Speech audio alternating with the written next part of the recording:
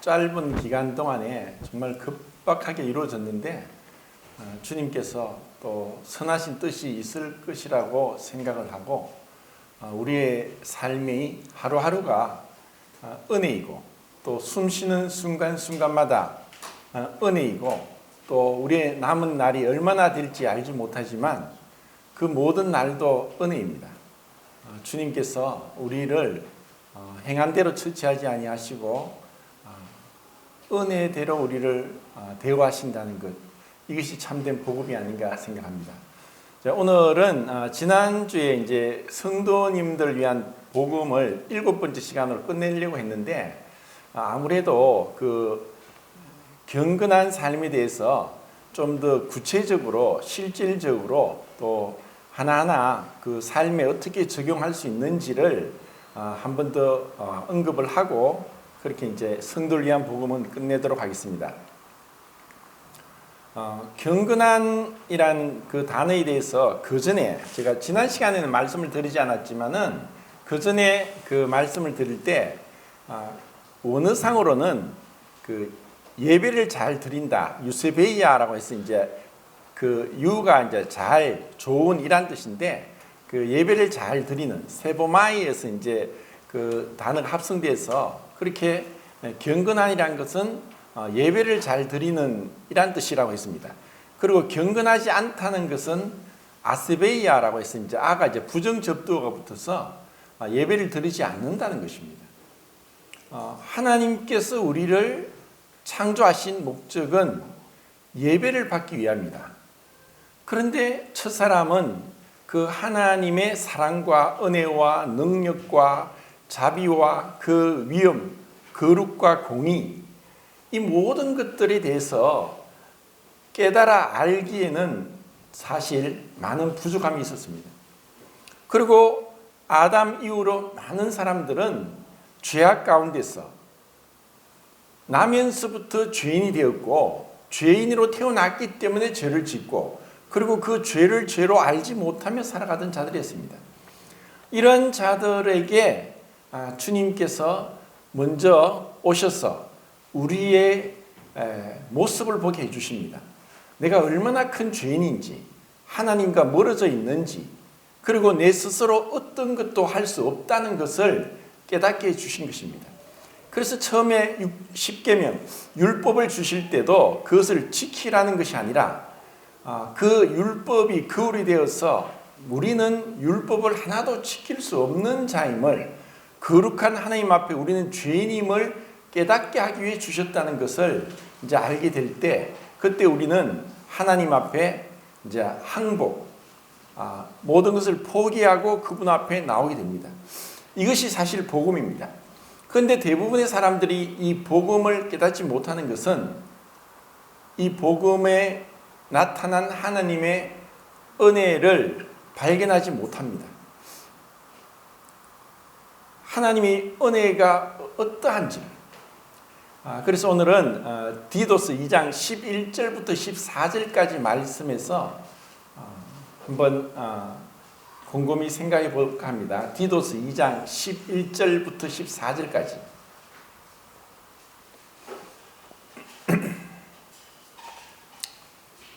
자, 같이 읽겠습니다. 11절부터 14절까지입니다. 시작.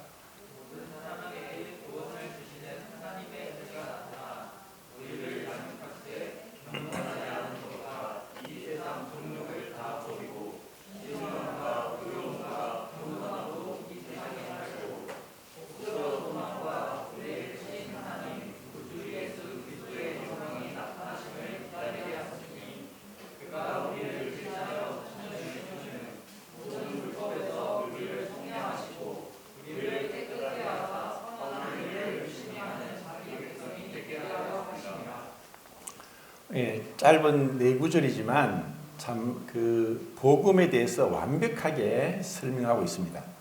자, 그 11절부터 한번 보겠습니다. 모든 사람에게 구원을 주시는 하나님의 은혜가 나타났다. 자, 그 우선 나타났다는 이 단어를 보겠습니다. 그 하나님께서 나타내 보여주지 아니하시면 인간이 스스로 찾아서 하나님을 알 수가 없습니다. 이것이 고린도전서 1장에 잘 나와 있는데, 인간이 자기 지혜로, 자기 지식으로, 자기 노력으로 하나님을 알 수 없습니다. 만약에 우리 인간이 노력해서 우리 힘으로 하나님을 발견할 수 있다면 하나님이 아닙니다. 그래서 인간이 만든 모든 것을 우상이라고 합니다. 우상은 거짓 신이고, 그리고 하나님을 흉내낸 것이지만 하나님과 전혀 다릅니다. 우리는 하나님을 알 수 있는 것은 계시, 보일 시자, 하나님이 열개자, 보일 시자, 보여주셔야만 하나님을 알 수 있습니다. 하나님이 그분이 나타내셔야만, 태양이 떠올라야만 빛을 보듯이 하나님께서 우리에게 말씀을 주셔야만 우리는 하나님의 은혜를 알게 됩니다. 그런데 그 하나님의 은혜가 누구에게 나타났다고 했습니까? 모든 사람에게 하나님의 은혜를 주신다고 했습니다. 그럼 여기서 우리는 생각하기를 만인 구원설이 여기서 나오지 않는가? 그래서 아리안주의자들은 여기서 만인 구원설을 이런 황당한 주장을 하는데, 모든 사람에게 구원을 주신 하나님의 은혜가 나타났지만 정작 이 말씀은 모든 사람을 구원할 수 있는 그리스도의 십자가의 능력이 선포되었다는 것이고, 그것은 하나님께서 어떤 누구에게도 가리지 않고 누구도 구원하실 수 있는 완벽한 하나님의 은혜가 예수 그리스도의 십자가를 통해서 증거되고 드러났습니다. 이것을 우리는 주님께서 산상수훈에서 말씀하신 햇빛과 비를 주시는데, 의로운 자나 불의한 자에게 햇빛을 주시고 악인과 선인에게 비를 주신다. 우리의 생각은 그렇습니다. 이 악한 인간아, 이 불의한 자야, 너는 햇빛을 받지 마라, 너는 비를 받지 마라. 그러지 않죠. 모든 사람에게 사실 햇빛이 주어진다는 것도 은혜입니다. 왜냐하면 햇빛이 없으면 살 수 없어요. 어느 나라입니까? 동유럽의 루마니아의 리차드 범브란트 목사님이 소련에 의해서 나라가 합병이 되고, 그리고 예수님을 부인하라는 것에 대해서 거절을 하다가 계속 거절을 하고 고문을 당해도 거절하고 하니까 2년을 빛이 전혀 들어오지 않는 지하 감방에 넣었습니다. 2년 동안 햇빛을 한 번도 못 봤습니다. 근데 자기는 거울도 없었으니까 자기 모습도 못 봤죠. 2년 뒤에 다시 이제 그 간수가 리차드 범브란트 목사님을 불러냈습니다. 근데 자기 모습을 못 보는 거예요. 그리고 또 이야기했습니다. 네가 그래도 예수님을 부인하지 않겠느냐? 난 부인할 수 없다. 그때 거울을 앞에 보여주는데 자기도 자기 모습으로 깜짝 놀라는 거예요. 이가 빠지고 피부는 완전히 정말 백세 노인처럼 그렇게 됐습니다. 햇빛을 받지 못하면 우리는 살 수 없습니다. 비가 없으면, 물이 없으면 어떤 생명체도 살 수 없습니다. 햇빛이 없는 바다 200m 이하에는 햇빛이 들어가지 않지만 무수한 생물들이 살고 있습니다. 그렇지만 물이 없으면 어떤 생명체도 살 수가 없습니다. 하나님의 은혜는 불의한 자나 악인에게도 지금 하나님의 은혜가 임하고 있지만 그들은 모릅니다. 그리고 그들에게 이 세상 끝까지 이 복음이 전거될 것입니다. 그리고 그 복음을 듣든지 듣지 않든지, 그리고 믿든지 믿지 않든지 복음이 전거되었을 때 이 세상 끝이 온다고 말씀했습니다. 그래서 그들은 핑계치 못할 것입니다. 지금도 믿지 않는 사람들, 그들의 머릿속에, 가슴 속에 십자가의 복음을 그들은 한 번도 듣지 않았다고 할 사람은 아무도 없을 것입니다. 여기서 모든 사람에게 구원을 주신 하나님의 은혜가 나타나는 그 말씀에는 하나님의 이 은혜의 복음은 모든 민족, 모든 백성과 나라와 방언에게 전파되고 있는 중입니다. 지금도 성경이 번역되고 있습니다. 그리고 주님의 말씀대로 이 세상 끝까지 모두에게 복음이 전거되었을 때 그때 주님이 오십니다. 12절 다시 읽겠습니다. 시작.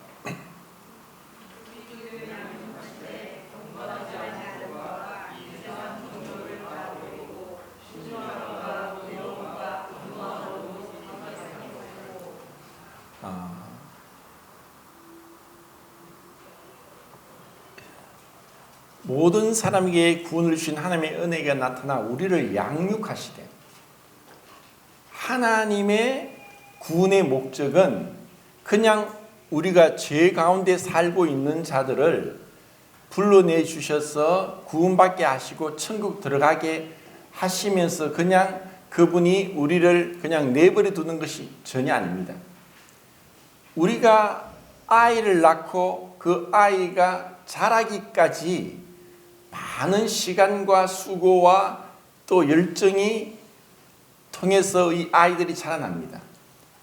부모의 마음은 이 아이가, 어린 아이가 태어나서 생명이 남으로 인해 기뻐하지만 이 아이가 스스로 자립하기까지 수고를 다 하도록 되어 있습니다.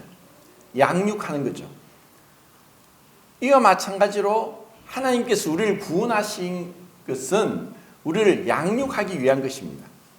우리를 양육하는 것은 그냥 이 세상 사람들은 자기의 마음과 육체에 원하는 것을 합니다. 하나님의 간섭을 받지 않으려고 합니다. 하나님이 한 분인 줄 알고 있는 마귀조차도 예수님 앞에 와서 때가 되기 전에 우리를 괴롭게 하려고 오셨나이까? 나와 무슨 상관이 있나이까? 하나님의 간섭을 받기를 원치 않습니다. 이것이 불신이고 이것이 죄입니다. 그러면 우리가 구원을 받았다는 것은 예수 그리스도께서 우리의 주인이 되시고 구주가 되시고 우리를 양육하시는 우리의 부모가 되시고 선생이 되시고 우리의 교사가 되신다는 것을 의미합니다. 그리고 우리를 양육하실 때 어떻게 양육하시는가? 경건치 않은 것과 이 세상 정욕을 다 버리고, 자, 먼저는 지난 시간에 제가 신앙의 그 성숙의 비결, 경건한 삶의 비결에 있어서 부정적인 것과 긍정적인 것, 소극적인 것과 적극적인 것을 말씀드렸습니다. 부정적인 것에 있어서는 먼저 자기를 부인하는 것, 옛사람을 벗어버리는 것, 육체의 정욕을 죽이는 것, 그리고 여기서는 버린다고 했습니다. 경건치 않은 것. 경건치 않은 것은 아까 말씀드린 대로 예배를 드리지 않는 것이고 하나님 앞에 있지 않는 것이고 하나님의 간섭을 받지 않는 것이고 하나님의 통제를 벗어나려고 하는 인간의 본성, 그 죄된 모습들을 우리는 벗어나야 됩니다. 정말 우리는 하나님의 간섭, 하나님의 그 가르침, 그분의 그 인도를 받고자 하지 않는 그러한 모습들을 다 벗어버려야 됩니다. 그러면 하나님이 어떻게 우리를 인도하시고 가르치시느냐? 말씀으로, 교회에서, 성도들을 통해서, 내 양심으로, 때로는 세상 사람을 통해서, 때로는 여러 가지 어려움들, 문제들, 이러한 고난을 통해서 하나님은 말씀합니다. C.S. 루이스가 그런 얘기를 했습니다. 하나님은 기쁨 속에서 속삭이시고 그리고 고통 속에서 소리치신다. 우리를 양육하시는 부모의 심정으로 우리가 자라나길 원하고 성숙하길 원하고 좀 더 하나님을 알기를 원하는 그분께서 평상시에는 우리에게 소곤소곤 말씀하시지만 그렇게도 우리가 못 알아듣고 우리 고집대로 하고 우리 생각대로 나갈 때 때로는 어려움도 주시면서 그분은 소리치십니다. 깨어나라. 그리고 그분의 양육하시는 방법은 사람마다 다 다릅니다. 엘리야를 다루시는 그분의 방법, 다윗을 다루시는 방법, 그리고 모세와 아브라함을 다루시는 방법은 다 다릅니다. 왜냐하면 우리는 같은 사람이 아무도 없습니다. 그렇기 때문에 지난 시간에 제가 말씀드렸듯이 우리의 그 거룩한 삶에 있어서 경건은 비밀이 있다. 그 비밀은 남은 알 수 없다. 오직 나와 주님만 알고 있는 비밀이다. 나와 주님과의 비밀이 있느냐 없느냐, 그것이 구원이다. 그 비밀스러운 교제, 그리고 그분의 가르침, 훈육, 그리고 인도하심, 때로는 징계로서 그분은 우리를 양육하기를 원합니다. 그리고 그 양육은 경건치 않은 것을 버리게 합니다. 하나님의 인도 아래 우리가 순종할 수 있도록 우리를 낮추십니다. 출애굽기 12장에서 유월절에 대해서, 유월절 예식에 대해서 말씀하면서 난데없이 13장입니까? 나귀의 첫 새끼는 어린 양으로 대속할 것이요, 만일 그렇지 않으면 목을 꺾어 죽일 것이요. 왜 난데없이 나귀를 말씀합니까? 나귀가 무엇입니까? 나귀가 상징하는 것이 죄인의 모습입니다. 우리의 모습, 어린 양으로 대속되지 않으면 목을 꺾어 죽이라고 했습니다. 왜냐하면 불순종하는 자는 하나님 앞에서 하나님의 영광을 드러내지 못하기 때문입니다.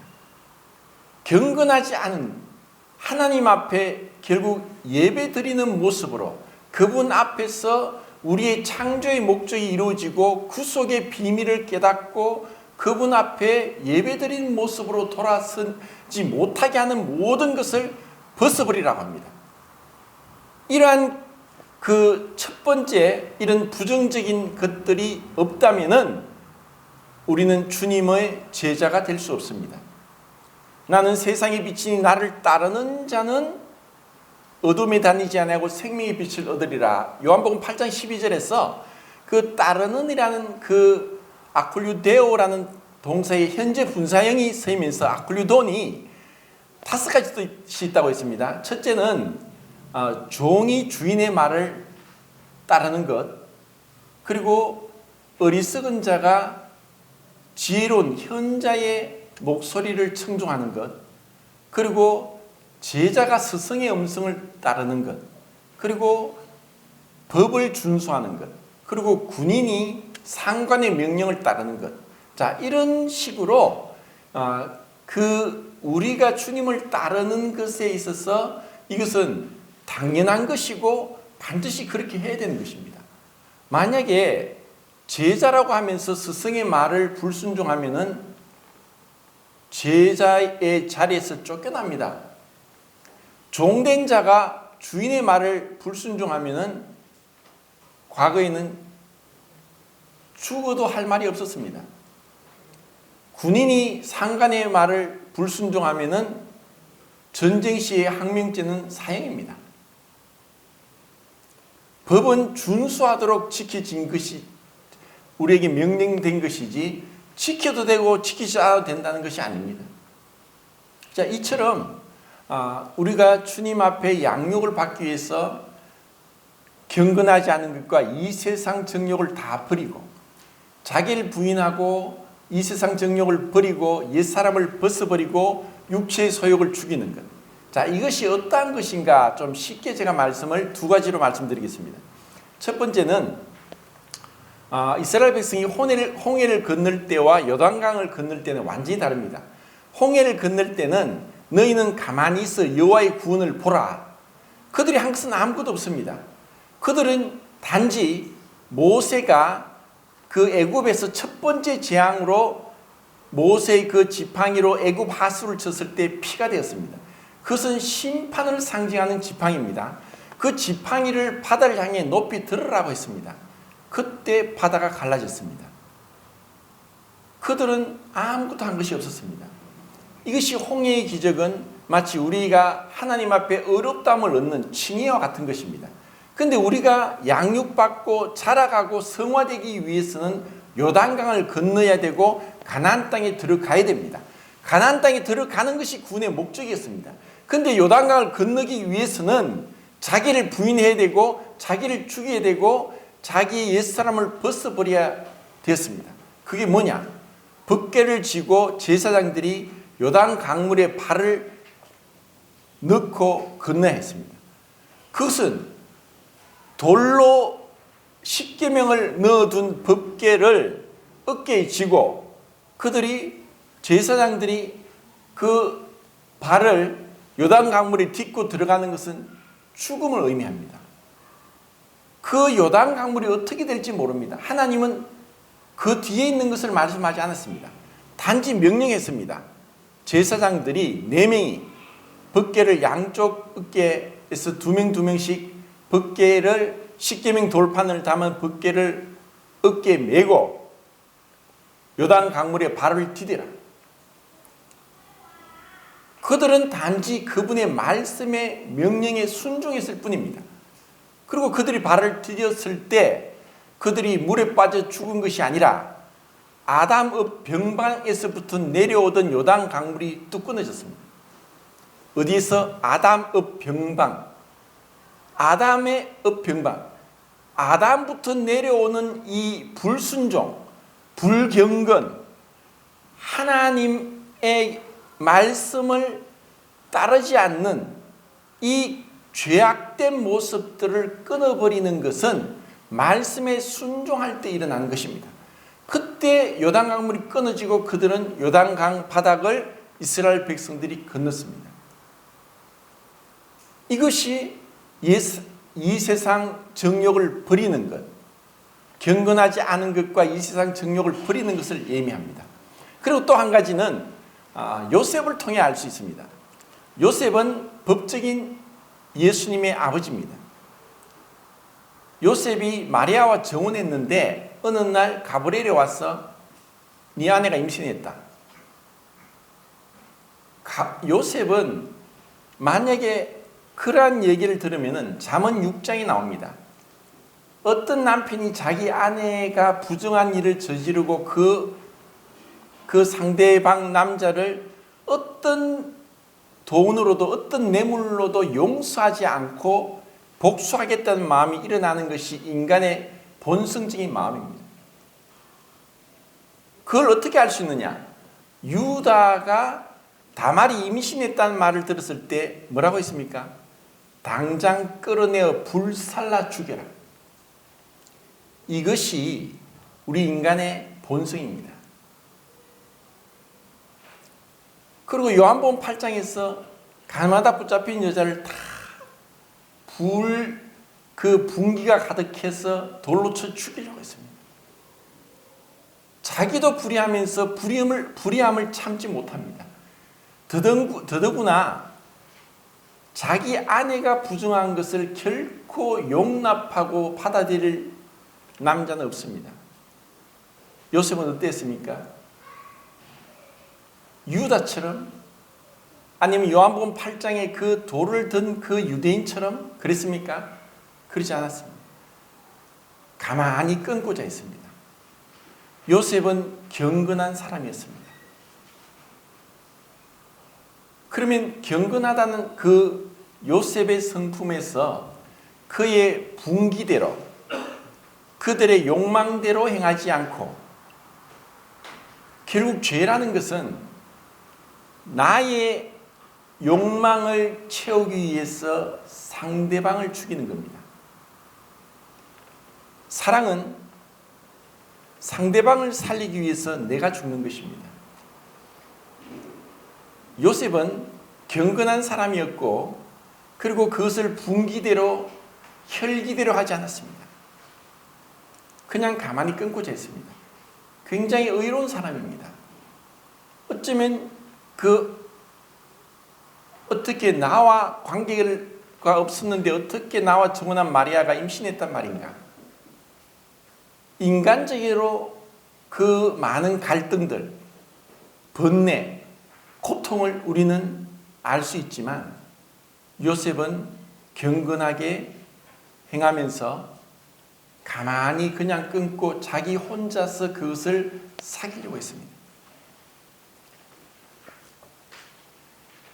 우리가 하나님 앞에 이제 그 뒤에 또 나오는데 이제 경건치 않은 것과 이 세상 정욕을 다 버리고, 이 세상 정욕은 이 세상 사람들이 행하는 모든 일반적인 모습들입니다. 이 세상 사람들은 다 그렇게 혈기대로 행합니다. 근데 그것을 버리는 겁니다. 그리고 신중함과 의로움과 경건함으로 이 세상에 살고, 신중함, 그것을 때로는 근신, 그것은 자기 스스로, 마치 요셉이 자기 스스로 어떤 문제들을 남에게 발산하지 않고 스스로 절제함 같이, 그리고 의로움은, 신중함은 자기 자신과의 관계에 대한 절제고 의로움은 다른 사람과의 관계에 대한 절제입니다. 그리고 경건함은 하나님 앞에서의 그 절제입니다. 결국 우리는 내 자신과 상대방과 하나님 앞에서 신중함과 의로움과 경건함으로 살아야 되는 것입니다. 우리는 정말 먼저는 자기 자신에게서부터 신중함이 없으면 다른 사람에게 함부로 행하고 다른 사람에게 상처를 줍니다. 내 자신과 상대방에 대해서 우리가 신중함과 의로움이 없다면 하나님 앞에 경건하게 살 수 없습니다. 그러한 경건은 헛된 것입니다. 그래서 경건은 마치 마태복음의 그 산상수훈에서 세 가지 우리의 의로운 증거, 경건한 증거를 세 가지를 말씀했습니다. 그것은 기도와 금식과 구제입니다. 기도는 분명히 개인적으로 자신의 어떤 의지, 시간에 대한 주님의 다rum을 받고 절제를 받는 것이라면, 금식은 육체적인 자신의 그 욕망을 절제하는 것입니다. 그리고 구제는 금정적인, 재정적인 면에서 주님 앞에 다rum을 받고 주님 앞에 쓰임을 받기 위해서 절제하는 것입니다. 우리는 이러한 내 개인적인 육신적인 부분, 또 의지적이고 생각적인 부분, 그리고 이 재정적인 부분, 이런 모든 부분에 있어서 주님 앞에 다rum을 받는 것이 곧 경건한 삶의 연습입니다. 이렇게 우리가 살도록 부름을 받았고 구원받았습니다. 우리가 마음대로 행하도록 하기 위한 것이 아니라, 그래서 정말 우리가 올바른 신앙생활을 한다는 것은 매사에 범사에 주님과 교제하고 주님께 묻고 주님의 뜻을 구하고 주님의 뜻대로 행하기를 바라는 것입니다. 제가 이번에 참 많은 교훈을 깨달았는데, 제가 이런 그 신장암 수술을 한다고 또 몇몇 분들이 이제 전국 성도님들 밴드에 올리고 했는데, 제가 얼굴도 모르고 이름도 모르는 분들이 뭐 5만 원, 10만 원씩 이렇게 헌금한 걸 이렇게 보면서 이분들은 그 금액이 작다면 작고 크다면 큽니다. 5만 원, 10만 원, 만 원도 있습니다. 나도 잘 모르는데, 얼굴도 모르는데, 이름도 모르는데 왜 이렇게 했을까?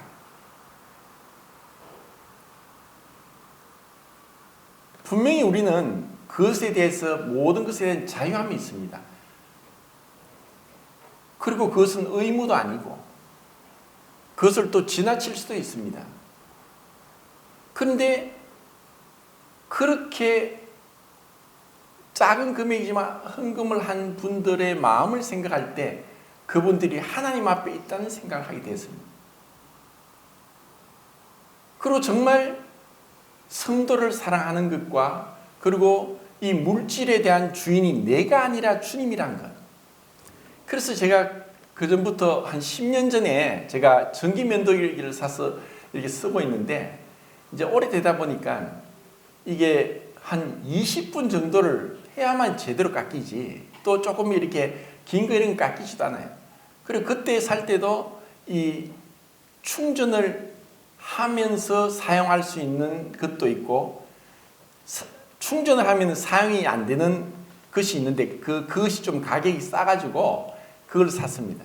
근데 시간이 지나니까 급하게 이렇게 면도하고 나가려고 하다 보면은 충전이 안 돼서 못 쓸 때도 있고 또 이게 한 5분 안에 다 그냥 끝날 문제인데 20분을 깎아야 제대로 깎이니까 시간이 많이 걸려서 어떡하든 세면도기를 사야지 하고 벼르고 있었는데 이번 일을 겪으면서 내가 시간에 대해서 생각을 했습니다.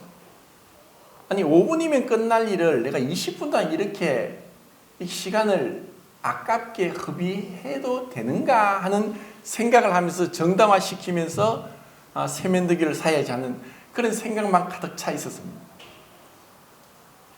근데 제가 그러면 나에게 있어서 15분이라는 시간이 그렇게까지 내가 하면은 안 될 정도로 내가 그렇게 시간에 쫓겨 사는 것도 아닌데 5분을 할 걸 20분을 해도 된다면 그렇게 사용해도 되지 않는가? 그리고 미리미리 충전을 해놓으면 되지 않는가? 그래서 고장날 때까지 써야지 이런 마음을 먹게 됐습니다. 그래서 정말 이 물질에 대해서 이 물질에 대한 주인이 내가 아니다. 주님이다. 그리고 정말 주님을 위해 선다는 것은 마치 과부가 2렙돈을 드린 것처럼 주님을 위해 드리는 것은 곧 성도를 위해 쓰는 겁니다. 내가 내 것을 쓰고 싶은 걸 다 쓰면은 우리가 웬만한 부자가 아닌 이상 성도들을 섬기고 접대하기가 어렵습니다. 정말 우리의 마음이 있는 곳에 물질도 있고 그리고 우리의 사랑은 그 상대방을 위해 치러지는 희생을 통해 측정된다고 했는데 작은 것이지만 나눠주기를 좋아하고 그리고 그것은 그 성도들을 생각하는 것이고 사랑의 표현입니다. 그래서 정말 내 자신에 대한 것을 절제하면서 정말 섬기기를 계속 실천해야 되겠다. 시간에 대해서 또 내가 시간의 주인이 아니다. 제가 이번에 9일 동안 입원해 있으면서 하루하루가 너무 힘들었습니다. 하루가 마치 한 달처럼 수술 부위도 아프고 또 오른쪽에 수술했지만 왼쪽 목에다가 이 주사 바늘을 꽂고 막 온갖 그 링겔을 맞고 있으니까 오른쪽으로도 못 눕고 왼쪽으로도 못 눕고 앉지도 못하고 누워있으면 계속 허리가 아프고 이런 시간들이 너무 고통스러우면서 이 시간을 주신 주님이 얼마나 주님 앞에 감사가 됐는지 이 시간들은 하나님의 자비와 사랑의 표현입니다. 그것은 없던 시간이 새로 생기는 것이고 우리에게 기회를 주는 것이고 우리에게 주님을 섬기고 주님을 생각하고 주님께 가까이 가고 주님을 묵상하게 하는 그런 시간들을 우리에게 주시면서 그분은 그 놀라운 구원을 베푸시는 은혜를 나타내시면서 우리를 양육하시고 우리와 교제하기를 원하시고 우리를 가까이 하기를 원하십니다. 그런 주님의 손길, 그 주님의 그 간섭하심, 주님의 그 가까이 오셔서 얘야 나와 대화하자. 내가 너를 사랑한다. 내가 어떠한 자인지 알기를 원한다. 네가 무엇을 원하느냐? 네가 원하는 것이 무엇이냐? 구하라, 찾으라, 두드리라. 지혜가 없는 자는 후히 주시고 꾸짖지 아니하신 하나님께 구하라. 그러면 하나님이 넉넉하게 주실 것이다. 우리가 주님을 얼마나 잘 알고 있습니까? 그분의 은혜가 하늘을 두루마리 삼고 바다를 먹물 삼아도 그 은혜를 다 기록할 수 없다. 그 은혜가 얼마나 큽니까? 이제까지 살아온 그 순간순간들, 수없는 순간들, 내가 주님을 잊어버리고 감사치 않고 영화롭게 하지 않고 내 육신과 마음이 원하는 것을 하며 살아가던 그때, 그리고 정말 그 삶의 순간순간들 앞에서 주님 앞에 정말 부끄럼 없이 그분은 우리를 양육하시고 우리를 그렇게 스스로에게 다른 사람과의 관계에 있어 의로움으로, 그리고 주님 앞에 경건함으로, 자기 자신의 그 신중함으로 주님 앞에 나오길 원하십니다. 자, 이것이 12절이었습니까? 13절 무엇입니까? 시작.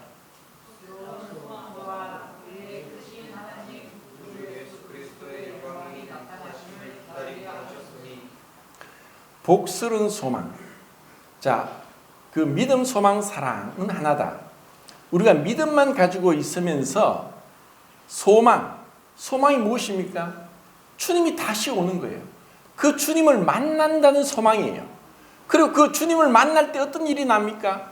우리의 몸이 부활의 몸으로 변화가 돼요. 우리가 정말 아름답고 정숙하고 현숙하고 흠도 점도 없는 그리스도의 신부로서 그분 앞에 서게 되는 거예요. 그리고 진정한 사랑, 진정한 연합, 진정한 남편, 우리의 주인을 만나게 되는 거예요. 그 소망이 없다면 그 구원은 의심해 봐야 됩니다. 우리의 소망이 어디 있습니까? 이 세상에 있습니까? 이 세상에 좀 더 좋은 아파트, 좀 더 좋은 자동차, 뭔가 이 세상에 썩어질 것에 대해서 그것을 전혀 우리가 무시할 수 없고 그것을 구하지 않는다면 거짓말입니다. 그렇지만 우리의 소망은 주님의 다시 오심, 복스러운 소망, 참된 복, 그 복스러운 소망, 우리의 크신 하나님 구주 예수 그리스도의 나타나심을 기다리게 하셨습니다. 마라나타, 주 예수여 어서 오시옵소서. 근데 우리 인간은 2000년 교회사를 볼 때 이 세상이 평화롭고 문제가 없고 다 만사형통할 때 이스라엘 백성이 그랬듯이, 그리스도의 교회가 그랬듯이 세상에 빠집니다. 세상에 그냥 취해버립니다. 우리 인간의 성정이 그렇습니다. 문제가 있고 어려움이 있을 때 교회는 핍박 가운데 성장했습니다. 그래서 하나님은 이스라엘 백성들에게는 신명기 28장에 복에 복을 더하시고 또 너의 집에 떡 광주리까지 복이 넘치고 너 집에 종의 자녀들과 가축의 모든 새끼들, 모든 너의 집안에 있는 모든 물건에까지 복에 복이 넘친다는 그런 말씀들을 계속 하십니다. 그런데 그리스도인들에게는 그런 복에 대해서 말씀하지 않습니다. 심령이 가난한 자가 복이 있고 의에 주려고 목마른 자가 복이 있고 의를 위해 핍박을 받는 자가 복이 있고, 우리에게 대해서 하나님 우리 성정을 아십니다. 이 땅의 모든 문제가 해결되고 다 완벽할 것 같으면 우리가 하늘을 바라보지 않습니다. 우리는 왜 주님 나에게 이런 문제가 많습니까? 왜 이런 어려움이 있습니까? 그것은 주님이 가까이 오신 거고 주님이 우리를 교제하기를 원하셔서 우리에게 세상으로 향한 눈을 돌리게 하신 겁니다. 하나님의 축복입니다.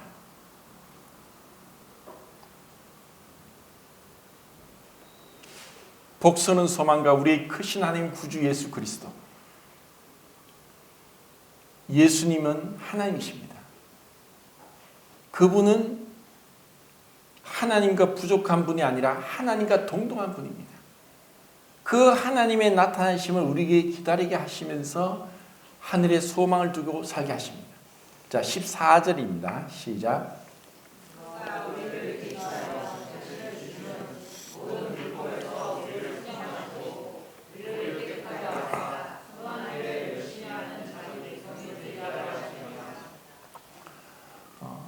주님이 우리를 대신하여 자신을 주셨습니다.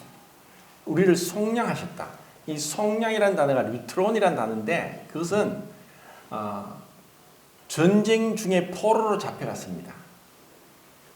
그는 이제 언제 죽을지 모르는 적의 수중에 넘어가서 고국의 모든 안전장치, 국민들 이러한 모든 것들로부터 벗어나서 적군의 수중에 넘어간 포로입니다. 근데 그 포로를 다시 되찾아와서 싸우는 것이 속량이고 구속이고 리트론입니다. 우리를 속량하기 위해서 죄 가운데 사단의 그 사망의 권세 잡은 그 아래에서 우리를 속량하시고 싸우기 위해서 예수님이 대신 자기를 주셨습니다. 그런데 이 복음이 그냥 속량이 끝나는 것이 아닙니다. 우리를 대신하여 자신을 주셔서 우리를 속량하시면 우리를 깨끗하게 하사 선한 일을 열심히 하는 자기 백성이 되게 하기 위함이란 것입니다. 결국 이 복음을 깨달았다면은 이제 우리가 이 죄로부터 구속, 속량을 받았다는 것은 우리를 깨끗하게 하신 것이고 깨끗하게 하셔서 우리를 하나님 앞에 하나님을 위한 열심을 내는 자로 삼기 위해서 우리를 부르셨다는 것입니다. 그럼 우리를 깨끗하게 하는 것은 뭐냐? 그것이 바로 경건인데 이것은 우리의 모든 부분에 있어서 경건함이 필요합니다. 어떤 부분에서까지? 제가 이번에 병원에 입원해 있으면서 거의 입원 환자들이 대부분이 말기에 발견되어서 와서 다른 데 전이가 되고 또 그 부위까지 절제되고 해서 참 고통스러운 가운데 있는 것을 봤습니다. 정말 그들이 고통 가운데서 투병을 하고 있습니다. 그 제가 일기에 이렇게 왔다고 하니까 그 보호자분들이 거기는 평상시에 무슨 착한 일을 많이 했습니까? 참 하나님의 은혜죠.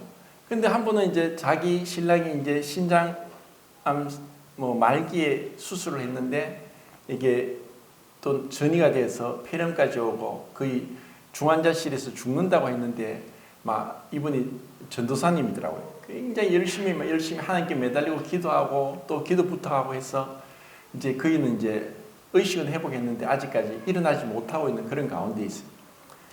정말 그 남편을 향한 지극정성 간호하는 것을 볼 때 정말 놀랍더라고요. 저렇게까지 어떻게 식사를 하게 하는데 거의 1시간 이상을 정말 갓난 어린애 밥 먹이듯이 그렇게 하는 것부터 해서 씻기는 것부터 해서 정말 놀랍더라고요. 그러면서 이제 예수님 믿는다 하고 또 그 휴대폰 컬러링 소리도 CCM이 나오고 그러더라고요. 그런데 이제 얘기하는 걸 뚝 들어요. 전화 소리도 그렇고 또 저희 자매한테 얘기하는 것도 보니까 자기 이제 그 시댁 식구들이 자기 신랑이 이렇게 아픈데도 어디 놀러 가서 사진 찍고 올리고 이런 걸 두고 막 붕괴를 하면서 용서하지 못하겠다고 막 이러더라고요. 분명히 그 입술로는 주님을 믿는 사람 같지만 제가 그 사람을 흠든하게 한 것이 아니라 우리 모두에게 그런 것이 있을 것이에요. 그래서 이제 예를 들어서 말씀드립니다. 용서하지 못함. 제가 그 예배의 장애물에 있어서 9가지인데 그걸 한 가지로 얘기했죠. 옛사람이라고 했습니다. 옛사람입니다. 거기서 나오는 것이 교만과 세속성, 그리고 용서하지 못함과 판단하는 마음, 그리고 나태함과 조급함, 그리고 형식주의와 분파주의. 이 모든 것이 육신적인 일입니다. 우리가 주님께 나간다고 하면서 이러한 부분에 있어서 누군가를 용서하지 못한다. 판단하는 마음이 있다. 이것은 하나님 앞에 경건하지 않고 하나님 앞에 예배를 받지 못하는 상태입니다.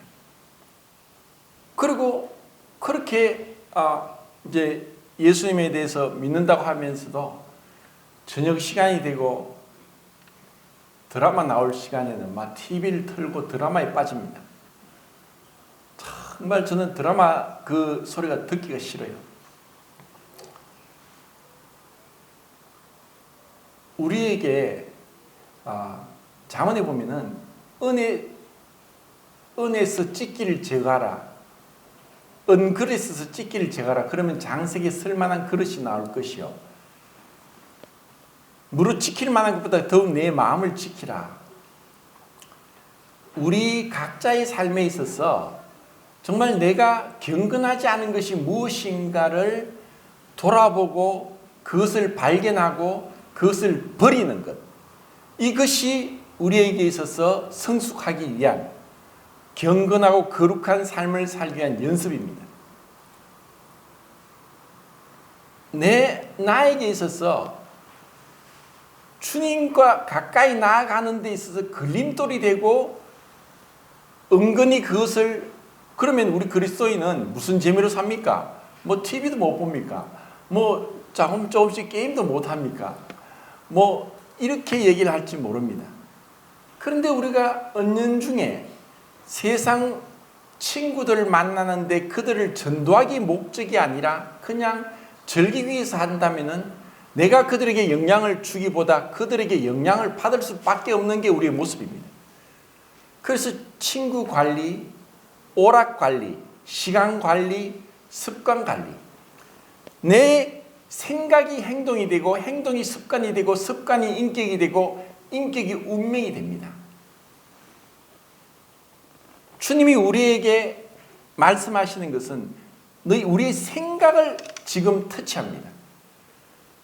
수많은 시간들 동안 내 생각이 어디에 머물러 있느냐. 그 생각이 많으면 행동이 됩니다.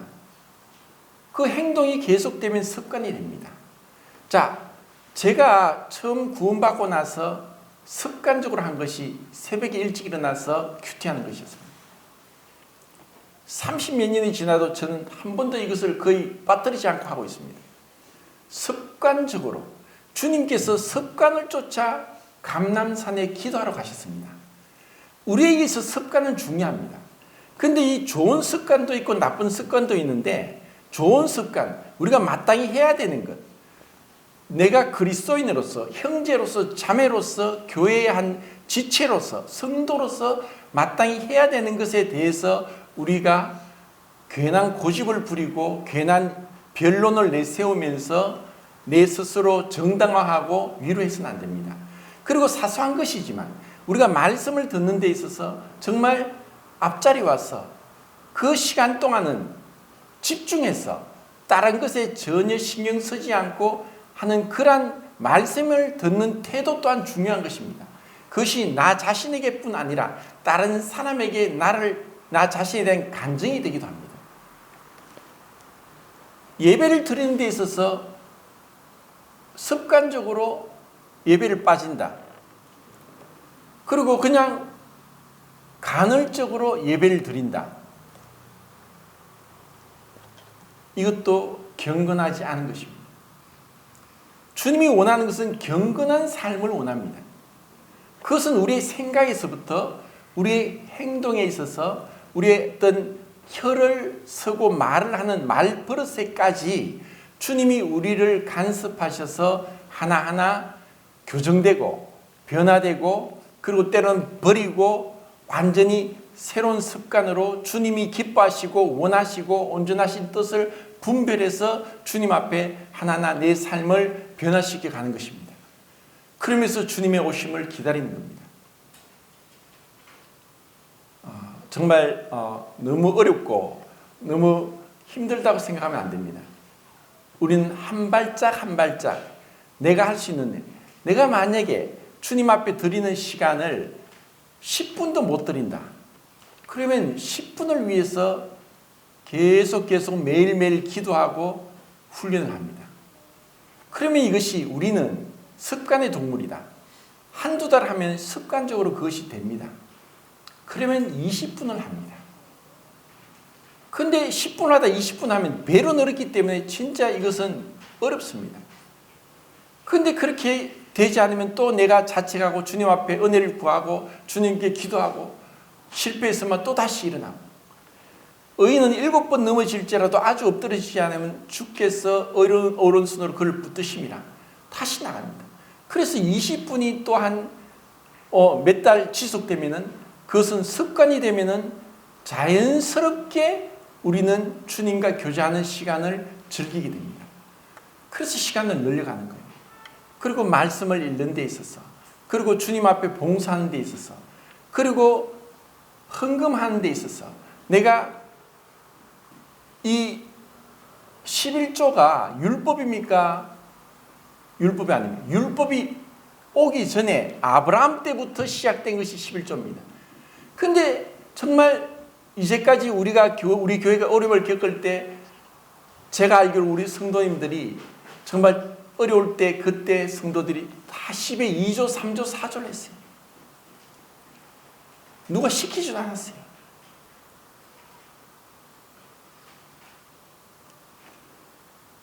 스펄전은 주머니가 회개하지 않은 자의 회개는 믿을 수 없다.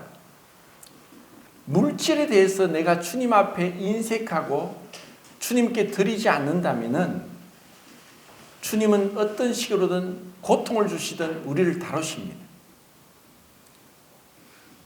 10의 1조가 주님께 아니라 10의 10이 주님 겁니다. 모든 물질, 내 모든 건강, 내 모든 시간, 그 모든 것들이 주님 것이라는 거예요. 다윗이 역대상 29장에서 고백했듯이 주님 것을 주님께 들으실 뿐입니다. 절거히 자원해서 기쁜 마음으로 주님 앞에 드렸습니다. 참 제가 이렇게 어떤 걸 판단하는 건 아니지만 이제 이 얘기는 꼭 하고 싶습니다. 전국에 많은 교회가 있는데 큰 교회, 부자 교회, 탄탄한 교회, 이런 교회들은 사실 제가 잘 모릅니다. 근데 중수도시, 조그만 도시, 개척한 지 얼마 안 된 그러한 교회, 이런 교회에서 몇십만 원씩 헌금이 들어왔어요. 참 눈물이 나는 거예요.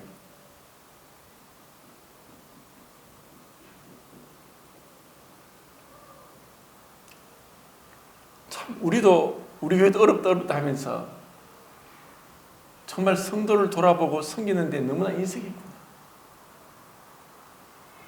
우리 할 것, 내 할 것 다 챙기면서 절대로 도울 수 없습니다. 주님 앞에 내가 많이 가졌다고 자랑하는 것이 아니라 그것은 이 물질도 내가 관리해야 되는 은사의 한 부분입니다. 이 물질은 내 것이 아니라 주님이 나에게 맡긴 은사라면은 은사에 대해서는 책임이 있고 사명이 있습니다. 주님의 것을 어떻게 쓸지 내가 기도하면서 정말 순전한 마음으로 그렇게 이 물질을 사용해야 될 것입니다. 주님께서 은혜를 주셔서 우리의 많은 부분들, 세밀한 부분 하나하나 우리를 양육하시고 지도하시고 인도하셔서 경건한 모습으로 흠도 점도 없이 주님 앞에 설 수 있기를 바랍니다.